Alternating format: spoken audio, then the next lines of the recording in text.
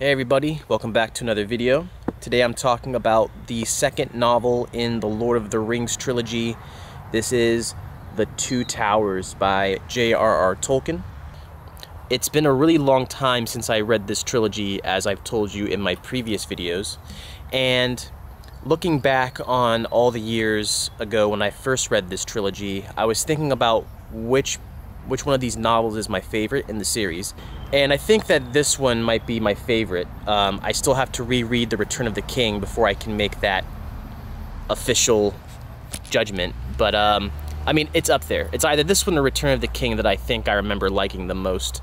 And, you know, rereading this book just made me remember why Tolkien is so great.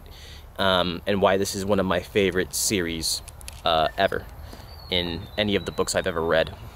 So the interesting thing about this book is when we left off, the Fellowship in the last book had broken up. And so we're starting this book with a cast of characters who are now separate from one another. And the interesting thing that Tolkien did with this book is he broke it into two separate books, right? So you have Book 3, and Book 3 follows the characters Aragorn, Legolas, Gimli, and also Merry and Pippin. And Book 4 in this novel follows Frodo and Sam. And it's really interesting, I think, that Tolkien did that. Initially, you know, growing up, I was kind of confused by that, because I saw the movies before I read the book, and when I looked at the book, I was like, why did he just make each of their stories completely separate?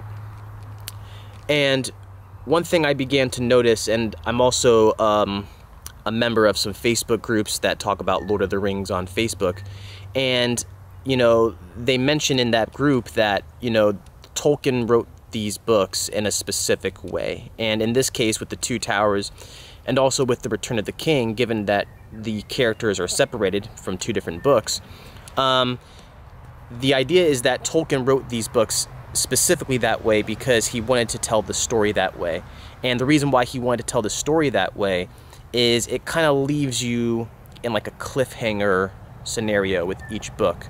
So when you're reading through Book 3 and you're, you know, learning about what's happening with Aragorn and Legolas and Gimli and Merry and Pippin and, you know, kind of like the battles that are going on for Middle-earth, you are kind of like wondering in the back of your head the whole time, hey, you know, what's happening with Frodo and Sam? You know, what's going on with them? What, you know, what are they up to? What has happened to them since the last time I read this book? Or since the last time I read the last book? It made me kind of appreciate that style in a way because, you know, I don't know if I would do that if I was writing a book, but at least trying to get into the mind of Tolkien and why he did that, not just with this book, but with the next novel in the trilogy.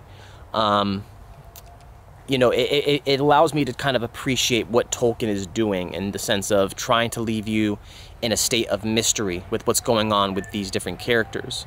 So with that being said, when you begin Book 3 with Aragorn, Legolas, and Gimli, they are pursuing the orcs and the Uruk-hai, right? The bad enemy soldiers that have taken Merry and Pippin away.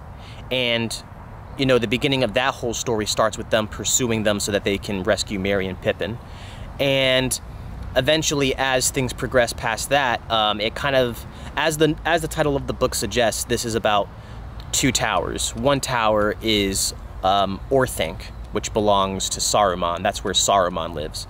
And then there's Barad-dûr, which is the place where Sauron, the Dark Lord of Middle-earth, essentially like the big bad guy of Lord of the Rings, that's where he lives. So the Two Towers reflects how there's these two enemies, each in their own tower, and they're each making preparations to like strike Middle-earth and kind of like gain power over the people of Middle-earth. And Book 3, the story that follows Aragorn and all of these other characters, it focuses on their battles with Saruman, the evil wizard who used to be good, but he betrayed his friends and his allies in Middle-earth, and now he's a villain. And so as the story progresses, Book 3 covers, you know, the Battle of Helm's Deep and them fighting with all of Saruman's forces and trying to maintain control specifically of an area called Rohan. And Rohan, the soldiers of this kingdom, they're very much like the kind of people who appreciate and love horses. And so they ride on horses, and horses play a very big role in their culture. And they are the ones who are fighting Saruman in this novel.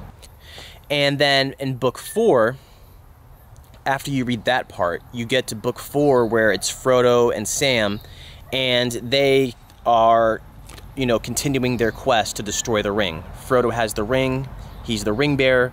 He's trying to take this ring all the way to Mount Doom so he can destroy it, because the only way you can destroy the ring is by throwing it in the fire in Mount Doom. And then they come across Gollum, who Gollum was in the book The Hobbit. He's the one that Frodo's uncle Bilbo stole the ring from. And he's been tracking Frodo and Sam as they've been traveling because he wants to get the ring back. And eventually, he attacks them, but they're able to defend themselves, and they make Gollum submit because they have swords, and they're able to kind of like make Gollum submit to them. And so in time, Frodo convinces Gollum to show him the way to Mordor, because Frodo and Sam, you know, they're not really experts of the area. They're kind of like, how do we get to Mordor? What's the right way? And then they rely on Gollum to kind of show them the way. And initially, as a reader, you're kind of like, you know, can Gollum be trusted? And that's kind of like the feeling you have throughout the whole novel. It's like, can they trust Gollum? Can they trust this creature who obviously has every motivation to kill them and take the ring? Can they really trust this creature to lead them safely to Mount Doom? And their story mostly consists of that. It consists of them, you know, Gollum is showing them the way to Mordor, and he leads them through marshes and forests and these difficult stairs that they have to climb up in this very, you know, terrifying area. And eventually he leads them to a really dangerous cave. And the whole story is kind of like, you know, following Frodo and Sam in their attempts to destroy the ring. And this entire time they're kind of questioning whether or not they can really trust this creature Gollum, which adds some suspense and some, you know, nervousness in the back of the reader's mind. And as I was reading this novel, you know, it really just reminded me once again, you know, I said this when I read The Fellowship of the Ring, but it's also true when I was reading this novel. You really get an appreciation for J.R.R. Tolkien's imagination. You know, this novel, one of the reasons why I loved reading this novel was, I mean, it really just has everything. It has big battles where the stakes are high. It has chases. It has, you know, these terrifying monsters and creatures. It also has friendly creatures like the Ents, you know, which the Ents are just these very old walking, talking, tree-like creatures. You just get so much out of this novel where Tolkien really just creates, you know, the definition of an epic story that takes you into a whole nother world, that there's so much detail and there's so much, you know, precision in what Tolkien was doing that you really feel like you're in another world altogether. As I mentioned in one of my previous videos, there is some criticism with Tolkien for being very specific in his details of how he describes this forest or how he describes those mountains. But honestly, as I was reading this novel, I felt less and less bothered by any of those details. Being someone who's read Lord of the Rings multiple times now, given that I already have a solid understanding of what the plot is and what's going to happen, I am able to really appreciate the details he provides, because it really gives you a glimpse into the specifics of Middle-earth. It really gives you a glimpse of how detailed this world is, to the point where it's like, once you've seen the movies and you've seen the story, it gives you an opportunity to really appreciate the world and all of its detail and its complexity. Personally, I preferred this book to The Fellowship of the Ring. Maybe there are some of you all out there who disagree with that. Maybe you liked The Fellowship of the Ring more than you liked The Two Towers. What do you think? Let me know in the comment section, which book did you like more? Did you like The Two Towers more or The Fellowship of the Ring more? Anyway, that's it for today's video. If you haven't already subscribed to my channel, hit the subscribe button, and if you like this video, make sure you give it a thumbs up. Anyway, that's it for today's video, guys. I'll see you next time. Bye.